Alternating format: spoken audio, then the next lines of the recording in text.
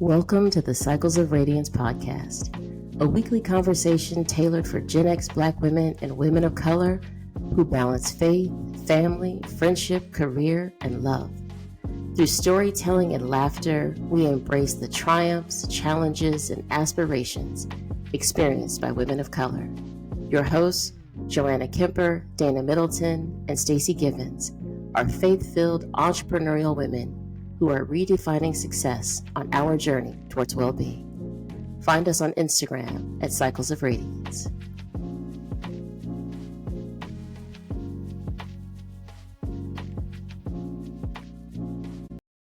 Well, it's sketchy at best if if I keep that. I mean, I'm holding on to my black card and I think I still have it, but as my friend would say that I don't really watch a whole lot of TV, so I end up that's where I end up losing my black card because I haven't watched all the thing.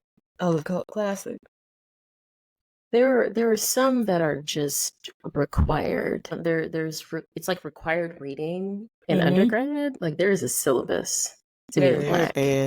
Yeah. And many then of it's us, like nobody's gonna watch my novelas and all that stuff that I grew up with, right? So it's like, I don't know about that, Jay. Because I watched the Cable Girls and then I watched Lydia Cruz. That sister right there was bad. And the thing was 88 episodes long. I thought it was going to be done after like 10. And it kept going. I said, damn, this is still going? So I talked to a friend of mine. He said, oh, Stacey, that's a novella. It's going to go on forever. I said, there's 88 episodes. But they do end. Novelas end. Unlike the American soap operas, like they still have like the same ones on TV. Like, yeah, Young Restless is 52 years in or something. Yeah, no, like ours ends. Well, Stacey, I'll let you, like, I don't know what would happen tomorrow, but Miss Cruz was amazing. That's all I can say. I was listening to the music and I would message a friend of mine. I was like, okay, I think this is what this means, but I'm not sure. Here's what I heard. And so he would give me like the backstory of what the song meant and all of that. It was fantastic. I was asking if y'all had seen American Fiction. So this is going to be a part 2. Okay, this is part 1 because we're not going to dive deep into the movie. But American Fiction is a fantastic film. Tracee Ellis Ross, Sterling K. Brown, Jeffrey Wright, Leslie Uggams, y'all. Yes. Leslie Uggams. Yes. I mean, come through, ma'am. Mm-hmm. I'm sure she has done a whole lot since I first saw her on television in the 70s. That woman is amazing. First of all, she's beautiful. She is beautiful. And she played the part just fantastically. She's the mother in the movie. I'm not going to ruin any part of it. There will be no spoilers other than to say, as I was watching American Fiction, it made me think about my own family. And it made me think about the journey of families and how different we react to our parents, how we treat our parents, how we handle our relationship with our parents, and then how we handle each other. If you have siblings, what it's like and how everybody's different. I am one of 5, the youngest of 5. And on the show, there are 3 siblings. And so just watching how they behave with each other and who does what and who leads things, who takes over, who drives the bus, and those who just kind of weigh in and say, when do I have to pay for it? Or how much money is it? And then the other one who's like, I don't know if I'm going to be able to contribute any money because I have other things going on in my life right now that might, I don't know, like my money is limited. Y'all will just have to, I'll just have to see what I can do. This was parts of the movie. And because they are a Black family and they are an affluent Black family, it really spoke to me differently because I'm like, all the kids are doctors. Again, none of this is going to ruin it. You learned that at the very beginning of the movie. But it was just such a beautiful depiction of Black families and Black life and how we live. How could I forget Erica Alexander? Also in the movie. Like the cast Issa Rae. Yes, Issa Rae. And once again, how could I forget? Just an amazing cast. And there was so many layers to this that they weaved in. Like you think it's going to be about one thing, and then it's like record scratch and it switches up on you and it's about something different, and then record scratch, it switches up again, and there's more layers to the movie. You have to see it. You have to see Yeah. it. Anyway, all that to say, as women who have families, you know what it's like, how you navigate things in your family, wherever you fall in the lineup of kids, how whatever your relationship was with your parents or is with your parents. What does that look like when you are the responsible one, or maybe not the responsible one? Or if your kids, you see that with your kids, you see the one that's emerging as the one that's responsible, and you're like, oh, this other one's gonna be the one that has to. She's the one that's gonna be like, I don't know what that's gonna cost, and I'm not sure if I'll ever have the money for it, but I'll think about what I can do. Mm-hmm. Mm-hmm. Yeah. Go ahead. Me and my sisters, we have a layered, and I've shared some of this with you guys before, but we've got a layered thing, a mixture of we're only children on one end, and yet we've got siblings on another end. But I think with that dynamic, the three of us, all of us can say we're the responsible ones. All of us will say we can cook. All of us will say we're the cleaners. We're all of these things. And it's 100% true. All of us can throw down in the kitchen. All of us are responsible. But there's also this interesting dynamic when the three of us are together where the oldest is the oldest and she holds those reins and has expectations of fall in line. Y'all got to do this way because this is the way it needs to be done. You've got the baby girl who is the baby girl, who in the sweetest, most sensitive child, but she's also one to say, well, I'm not comfortable with this, but, and it's kind of interesting with her because she runs this thing where I want to make sure my sisters are pleased with me. I want to make them happy, but also, why should I have to do that? I'm going to have the biggest fit of everybody. And then there's me, and this may not be a surprise, as the middle child, I'm going to walk away and be like, forget both of y'all, because I don't think it has to be this way. Or I'm just going to sit back and watch the shit happen. And I mean, you know, I am true to form the person who is isolated. I'm off in my corner with my tequila, or I'm off in my corner, like literally. And that frustrates them because when they're trying to make a decision, I'm going, I don't care. I don't care. You know, so I think we've got an interesting blend of only children who we do all the things, but then also we have that dynamic that's true to form. It's Yeah. hilarious. It's I'm not surprised by the description of yourself. Because, yeah, that's how you are. It's like, I'm just going to do my own thing. Forget y'all. and sometimes I feel bad for them, but then it's like Only a little bit. only a little. And then I'll- it passes. Then it passes. I'm gonna go over here and think about that. With I'm my gonna go to tequila. order. You are Yes. Jeffrey Wright's character. Yeah. Very That's detached true. from the goings on of the family, unaware until you have to be aware. That's probably very true. That's very true. Are there any Interesting. characters in there that are an only child? Because that was my scenario, so I had no choice but to be responsible Mhm. and have it together. Mm. That's a different dynamic. But then also, I wonder if it comes up on the show, like or the movie, about breaking generational cycles. So that's another dynamic with families, especially Black or Latina or whatever. Like you're just you're having to break cycles, so therefore your interactions are different. Like Mhm. with your parents and with your siblings Mhm. if you have them.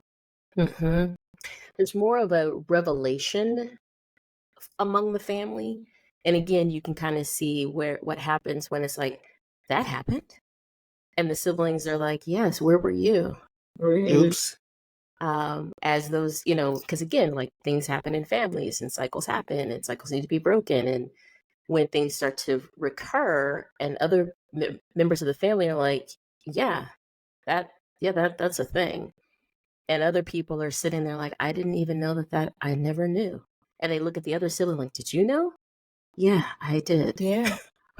Yeah. Where were you? I was sitting in the corner with my tequila.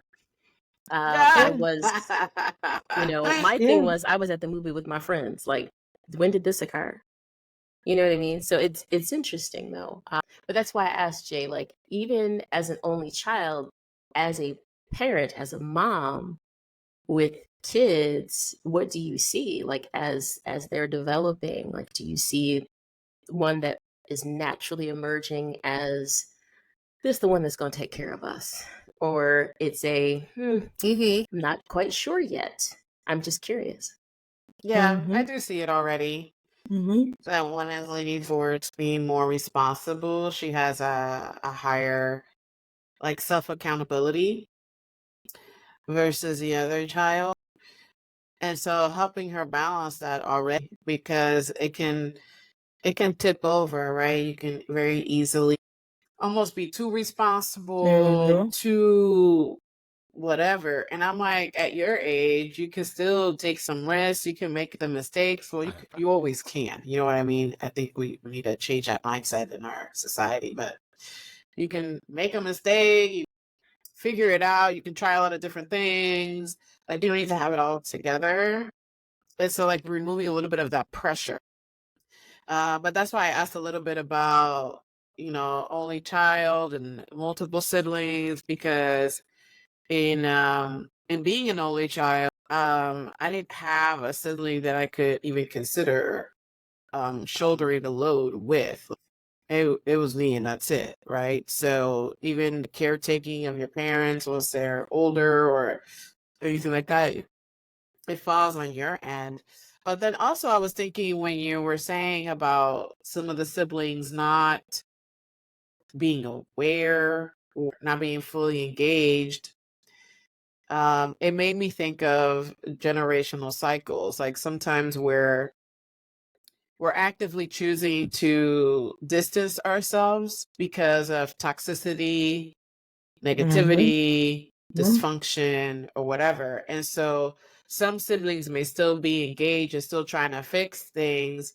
And the other sibling is like, yo, there's no fixing it. It just is what it is. And I can't be involved and roped into it. I have to move on and build my life. So if you want to deal with that, great, but I can't. So that was my thought when I was hearing all that, because I know I was an only child, but I was breaking cycles. So as a whole in my family, I wasn't following the traditional paths. So I kind of got side-eyed a little bit, and I had to ignore that. Yeah. Just to keep it moving. Yeah. And I think that to me is neat. And I kind of always contributed it to being an only child, right? Like most of my time was me and mom. So because me and my siblings, we were not together all the time. And don't get it twisted. Like the way we love each other is so real. Right. And we'll fight, but you better not say nothing about my sister. Don't come for my sister. You deal with one of us, you gotta deal with three of us. And that's always been the case. But there's such a big difference, like an age gap. There's like 7 years between me and my oldest and 6 years between me and my youngest, which puts 13 between them. There's a lot, and we all have the way we were raised by mom. And then when we come together with that, it's just different. So for me, I know the things. Like I make a point of checking in, knowing what's going on with dad. We check on with each other, but some of it, when stuff happens, I'm like, this I can't. Like my spirit doesn't allow me to engage with that, and that's when I check out. And I'm not even saying that's the right way to do it, because I do understand that that's frustrating for my sisters. It really is, because now you're leaving us to have to talk through this stuff. and deal with some of these issues that need to be dealt with, and you're just choosing to opt out. And I'm like, yeah, that's fair.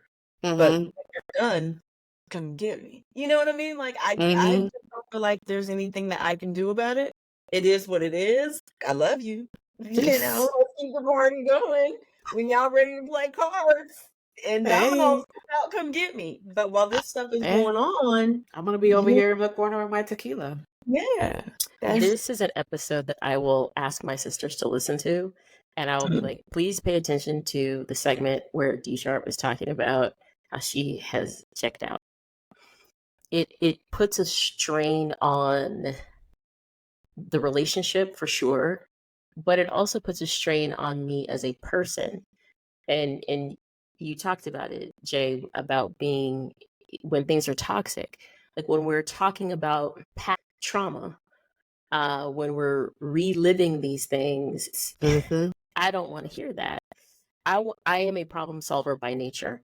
Mhm. And I know that about myself. I'm like, this is how I'm built. This is how I'm wired. It is unlikely to change, period.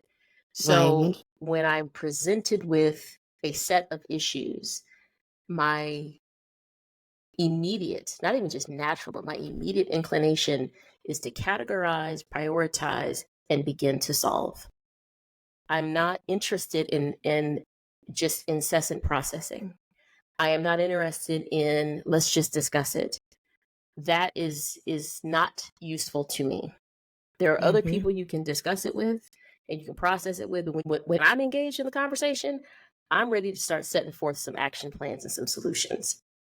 And when we sit in a space of, well, this is what happened, and this is what happened, and this is what happened, and this is what's going on, and it's almost like I'm hearing from a news reporter of this is the latest, these are the headlines. I'm on location, here's what's going on.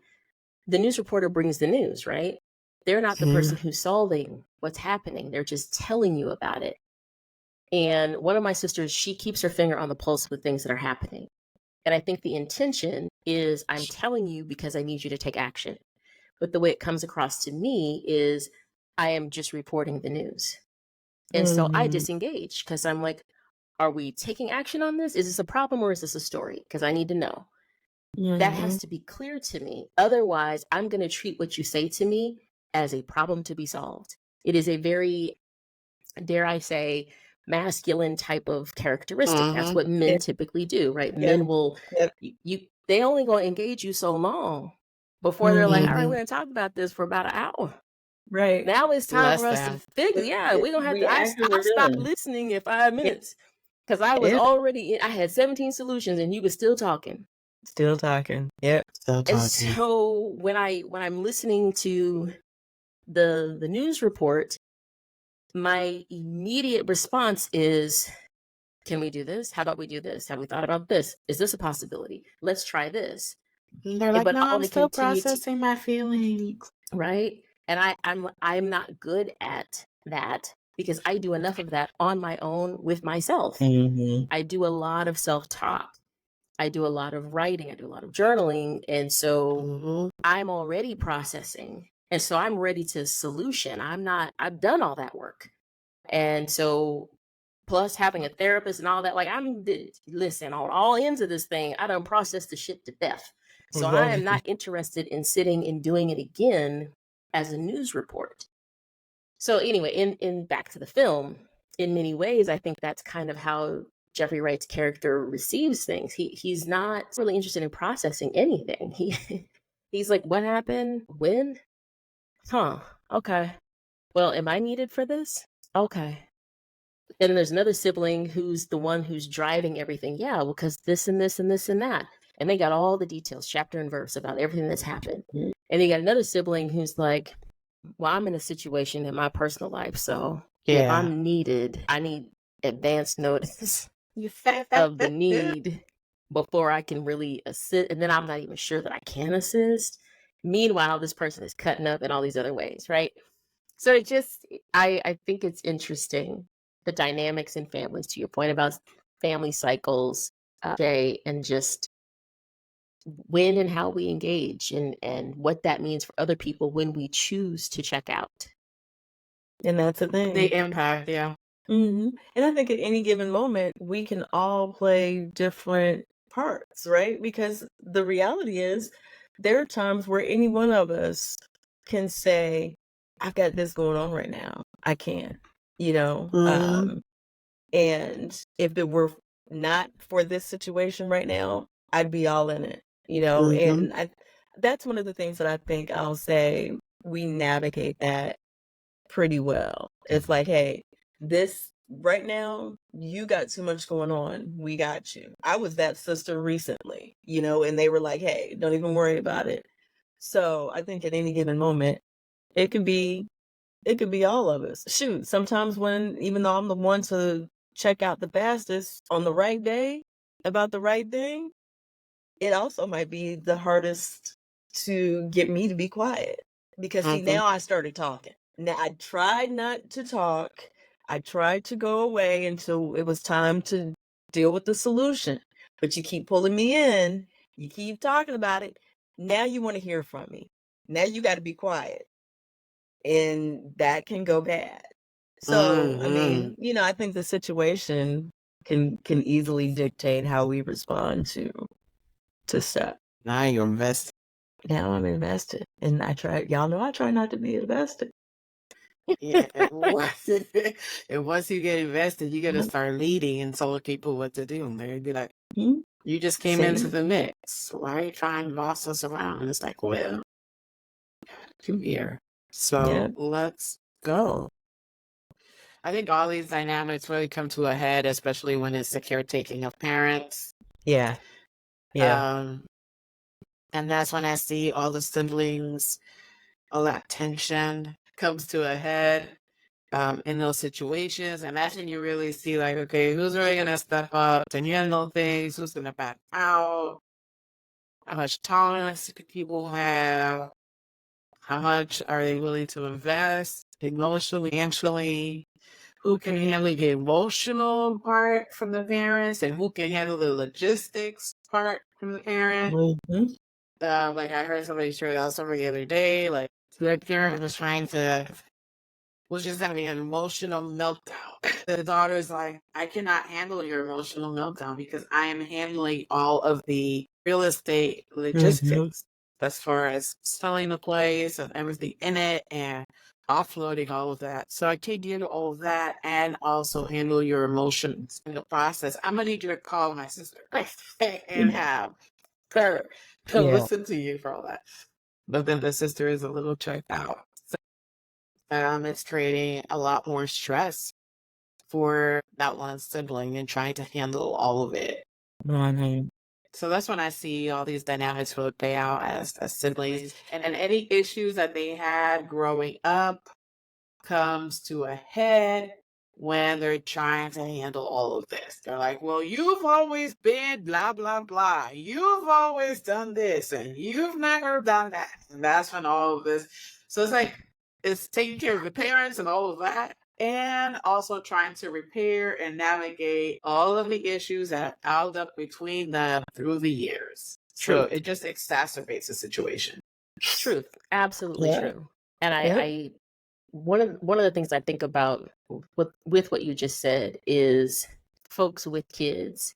This is something to help them navigate now, because there is no preparation for what happens in that film. There's no preparation for caring for an aging parent as an adult and with your adult siblings. When you don't have the tools, right? To your point, Jay, like all the stuff that what it was when you were kids is what's showing up as adults. But the crisis is the parent. That should be the focus, not we're infighting about how you took the Snickers bar when I was 7, right? But that's the stuff that shows up. Right. But these are the things that show up for sure. Well, they do show up. Right? And it's not about the Snickers bar. It's not. It's not. But that's what you're dealing with later. And I wonder about that as far as like parenting is concerned, helping your kids to navigate these things, because it's coming. It's not here now because you're not 80. but it's coming, and they're going to have to know how to navigate some stuff. There are some things as a parent, in my humble opinion, with having aging parents, that need to be in place.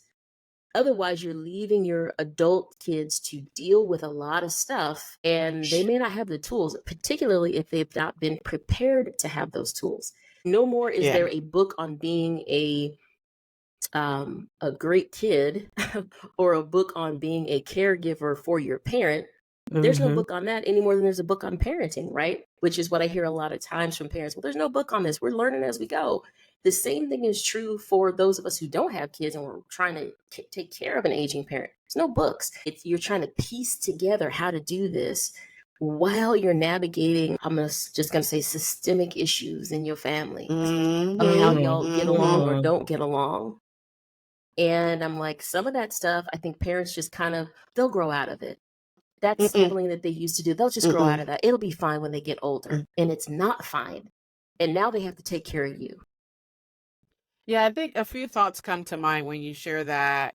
One is the parents handling their own business, right? So I understand sudden illness and sudden death, that's a different situation. But if you have the gift of time to prepare, it's like, okay, well, preparing your documents, right? And people really shy away from these conversations about end of life care and funeral and cremation and all the things. Like people, I don't want to talk about it.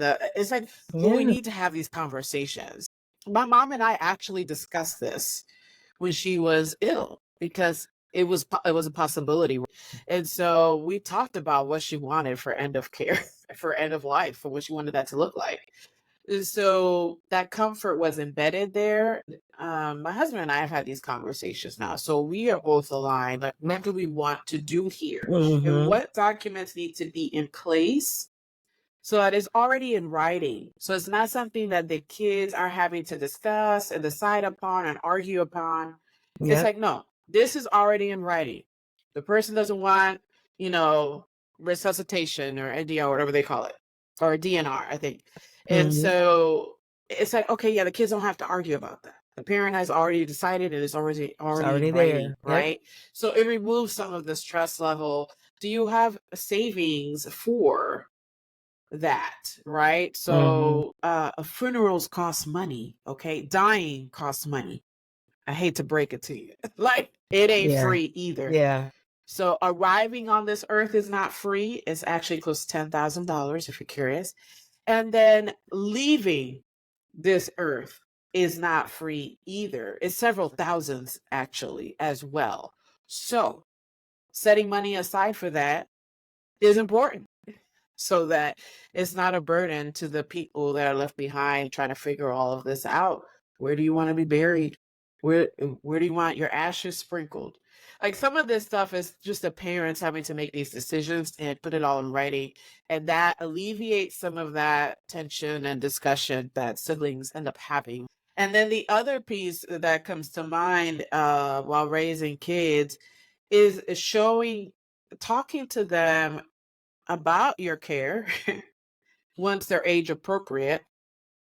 But then also, as they're growing up, making these topics comfortable. Like, it's how to navigate these complex conversations and establishing some comfort in having these conversations.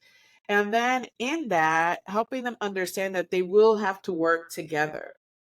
So they won't be able to work together in the future if they don't know how to do it now. So the little situations that they're navigating now and having to work together and having to share and not share, or think about your sibling is sick right now. So I'm going to need you to be quiet, or I'm going to need you to go over there and get this medicine, or I'm going to need you to go get this ice pack for your sibling, get a Band-Aid for your sibling. So we kind of overlook these situations as simple, but those are all caretaking opportunities. So how are we showing the kids to take care of each other? Yeah, you're mad at each other because, they took your scooter and they ran off with it, and then they fell off the scooter and your scooter is broken, but also your sibling now is hurt and you're mad about your scooter. Because Yeah, gosh darn it, you really liked it. but they But need you now. I'm gonna need you to put the scooter aside and check on your sibling. Are they okay? Are they hurt? You know, do they need something? And then after they're all taken care of, then you can, you know, lay into them about your scooter, okay? But first things first. So I think those are all opportunities. Like, how do you take care of each other? And then even the parents. So sometimes I see, like, you know, especially the mom is sick. The mom is still trying to do all the things. And I'm like, well, have you tell your child to make you a sandwich, a peanut butter jelly sandwich, and bring it to you. Tell them to get you an ice pack or a heating pad, depending on the Mm-hmm. situation. You know what I mean? Tell them to sit quietly and watch some TV because you have a headache. Those are all educating them on how to take care of each other and how to take care of your parent. All right? Right. And checking in on each other. Hey, this morning you said you had a headache. How you feeling today?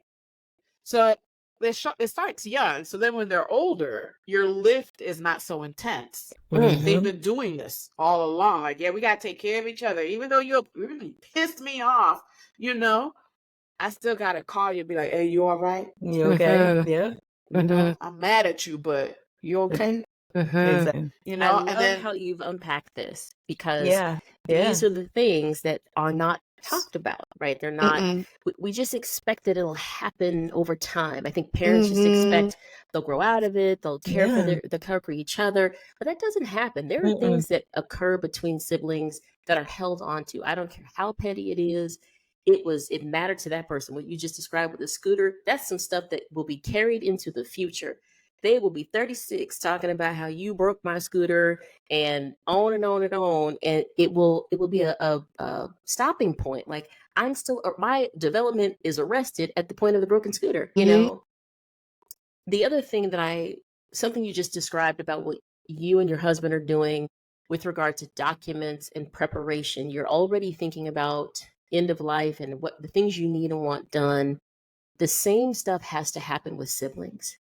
Do Mm-hmm. not just because life is happening fast, right? The whole COVID crisis and the pandemic, all of that, people were dropping like flies. And how much preparation was there, right? Like, does this person have life insurance? What would I do? And that is important now. It is a Mm-hmm. cycle of our lives. It is important now. To your point, we don't like to talk about death. There's certain words in my family that we don't even say. Cancer is a word we don't ever say. Like if we say it, it's gonna happen. You know, and I'm like, these are realities though. We have to talk about Mm-hmm. end of life planning. We have to talk about having a will. This stuff has to be in place. You have to have a list of your passwords and give that to your siblings Exactly. so that when death occurs through any means, you don't know when or how it's going to happen, somebody else can step in and do what needs to be done. But if Mm-hmm. there's no plan and they know nothing about what your bank account looks like, that's my business and nobody needs to know. People do need to know People do need because to know. we are exiting this planet 27 mhm. years old to 47 to 87. It does not matter. Age is no longer a determining factor of when we exit. Mm-hmm. And so I think it's twofold, Jay. Like what you described about the things we teach our kids, it's the same stuff for us as siblings to ask one another, hey, do you have a will? Hey, have you taken care of that? Mhm. Is there a document that I should have so that, you know, when this day comes, I know what I'm supposed to do and what you want done? Am I a signatory on anything? Yep. Like, I'm not here to try to bump you off. I'm just trying to understand what the plan is Right. going to be because I do That's not it. want Yeah. this to happen and catch me off guard. And again, I'm living my life, right? Like you said earlier, D Sharp, like I've checked, I'm doing some other things. And then here comes crisis. And now we got to plug in and there's all Mm-hmm. these missing pieces. Mm-hmm. That Mhm. cannot be the And those case. are things that should not be missing pieces. And you introduced a very important point, Stacey, because yes, so everything that Jay said about the planning piece of it, but I think so often we get in this, it's my business. Why do you need to know what I got and where it is and what's going on? And we guard ourselves to such an extent that it's not harming them, it actually harms us. Our kids know, they know now my PIN number to my debit card. They know how to get in my phone. They know where all my they know where everything is. Here's the file where we keep all of our documents. Y'all stuff is in there, our stuff is in there. Same with my mom and dad. I know where their stuff is written out. So, and we're talking about it because, and also having it written down because when those things happen, you're like, okay, wait a minute, what did they say? If you had the foresight to have those conversations, what did they say? I don't know. I can't remember now, but in a minute, I'll remember, well, this is where the stuff is. And as I start to read it, okay, all right, there it is. And I told the kids, listen, if something happens to me, you get my debit card and you go empty out my account. There's no reason. I mean, we've got the insurance, we've got all the things, but there's no reason for that to sit there. Go get that money. You need it. Go get it. You know, and I think we spend too much time saying mine, and it creates havoc for those that we leave behind. It's never mine, right? As much as we talk about community care, it's not mine. It's ours. Like we're in this world together. So, and yeah, once you get married, you and your spouse are having these conversations, but your sibling still loves you and wants to make sure you're okay, right? So bringing them in the loop is helpful. It's thinking about it as how having advocates for you. And it's not just that, it's also like caretaking while you're ill. Yeah. Because if you end up ill and have a long journey there, it's not just going to be your spouse taking care of you, right? They're going to need other people to take care of you. So it's important to have the conversations as much as you can in advance. We don't know what's going to happen, but the people that know you the most are the ones that are closest to you. So they should have an idea of what you got going on. The other piece I've heard also is with that, people hiding their illnesses from other family members, right? Or people that are close to them that are considered family. And that is so upsetting. I don't, if there's love and there's good relationship between each other, why would you keep something so important like that from people in your life, right? You're not going to be able to heal by yourself. Ever. So you're going to need medical team, you're going to need staff, the nurses, all these people, but you also going to need your family or your close network to help you, right? So share. I've heard this. I'm like, how can you do that? How can you be sick and not tell someone, you know? And I've heard it for like small things, like you had a major flu to like, very serious illness. But I'm like, there's no reason, if you're really sick at home with a fever and the flu and you can't get up, why won't you just tell somebody? Tell them, who knows if that takes a turn for the worse. And now they have no idea, Right. that you were even sick in the first place. It's like, hello? And now they're having to engage, and it's coming out of left field. There's too Coming out of many left field is times. a crisis now. Yes, and there's too many times when that happens, and people are managing or not crises in their own lives anyway. And so your choice to not say anything until it's dire, and now it's like, okay, because I say this to my family all the time, don't wait until it's critical mass to say something. Because by that time, we all have to figure out, okay, how can I do this? How can I shift? Nobody wants to have to do that. Like, people need advance notice of things as much as they possibly can. You said it earlier, like, we can't always have advance notice of a sudden death, right? It's going to happen. But if it's I'm not feeling well, things are a little off, we know too many times people go into the hospital with something that's supposed to be minor, and the next thing you know, it has blown up into something unexpected. And to think that, oh, my husband will just take care of it, or, oh, my kids will take care of it. 9 times out of 10, the people who step in are your siblings. Yep. Like, I have watched my dad bury multiple siblings. And it wasn't other people it wasn't their kids who stepped up. That's their parents. But it was my dad who stepped up to bury his siblings. Countless, and his parents, countless numbers of times. Like, I want to say it's 4 now that have died. And each time I said, my father could be a mortician, he could be a funeral director, um, all of the above, because he's done it. And he knows, he has watched his siblings suffer various illnesses and go through all kinds of situations. And he's each time been the one, okay, let's go into this mortuary. These are the conversations we're going to have. This is how much money it's going to cost. Like, he's got this process down. And so That's to sad. think that, the kids will take care of their parents, they'll do it. Not always. A lot of times it's the siblings that intervene and handle it, because the kids, again, there's the infighting. There's the, who broke my scooter when we were 7 and I'm not going to participate. There's the, I checked out a long time ago. What happened? And they do not participate. There's too much infighting, too much drama among them. And so now somebody else has to step up. So it's just, there's a lot of things I feel that we've got to be thinking about differently, no matter where you sit in the, on this continuum, whether you are only child, one of many, or you have children, married, single, there's always somebody in that family unit, whatever it looks like, who has to step in. And those relationships have got to be tight enough for them to do it. Otherwise, you're going to be looking for folks, be like, I hope my bestie will do this for me then. You better not hope. You better make some preparations. And also, if you have children that are minors, you need to have someone designated in case something happens to you, who's going to take care of your kids. There are many parents out there that do not have that set up. And then it ends up being mayhem and craziness when crisis hits.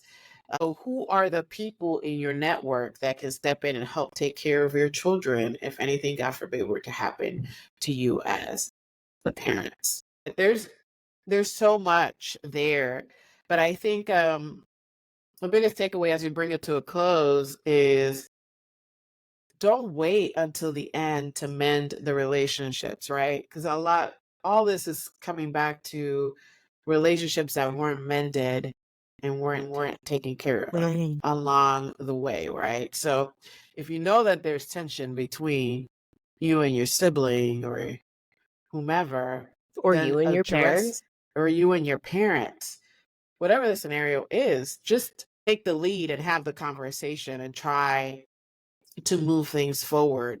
It may not be 100% successful, right? But we've got to start somewhere, because in a lot of cases, it's not until deathbed that people that are trying to say, I'm sorry, and trying to repair.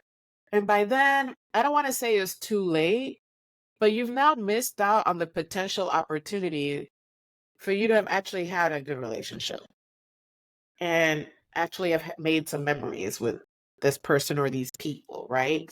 So just have the conversation and try to move things forward, so that, because it's only going to get harder. Life only gets harder. That's just the world we live in. We're going to need each other. We need people. We need each other. I want to throw in one, because yes, that this is what I do. Of course you do. Of course I do, right? Unfortunately, I do 100% believe that when it comes down to it, me and my sisters are going to be like, okay, this is what she wants. This is what we're going to do. And they'll support my kids and I'll support theirs and all the way around. But I think, Jay, to your point, absolutely. Have that conversation. Try to mend the fence. But there are those situations in some families where, look, I've done all I can do. As long as you have tried it, be at peace with, I've done all that I can do. You can't carry everybody's burdens. And some people are just, I am hell-bent to hold on to something, to be mad, to be a victim. And you have to give yourself permission to not make it your problem. Again, Absolutely. Not my sisters. I don't want it to be confused, not my sisters, but I've seen that happen. So be at peace and know that you've done all that you can do. I totally agree with that. Yeah. And then I would say, if it ain't your siblings that are going to be part of your caretaking or whatever it is, or future plans, then who is, right? So I've had to have those conversations because I'm an only child. It's like, okay, well, who then? Who's a backup? Who's a help? Right. So at any rate, have people in your corner and have support. And Well, then you this have friends conversation, who are like your sisters. that's what I've done. I've Yes, built my family. that's right. I've We added build to my them. family. That's That's beautiful. Those are blessings from God right there that hmm He's put in my life. So it's beautiful. It really is. Thank you, Stacey, for bringing up this topic. We started off with American fiction. I didn't know we were gonna do all this, but that's just how we roll, right? That is the most authentic Happy to. conversations. It does what it Happy to. does. I love So it. your I love- edict, your assignment, because Jay likes to give people assignments. My Hmm. turn. Your assignment is to watch the film. And to those of you who are listening, we encourage you to watch the film and comment. Tell us what you think. Tell us where does your family sit? Who are you? Which character are you in the film? And let's keep the conversation going. We want to hear what you all have to say about how you're setting forth plans for end of life. Do not be afraid of the topic. You got to embrace the topic. It's part of the cycle of life. Do you have a will? What do you got going on? Let's talk about it. Let's do it. Interesting. We went. We hope you enjoyed today's podcast. Our desire is to empower, support, and elevate you on this collective journey towards a fulfilled life. We invite you to connect and find community with us on Instagram as Cycles of Radiance.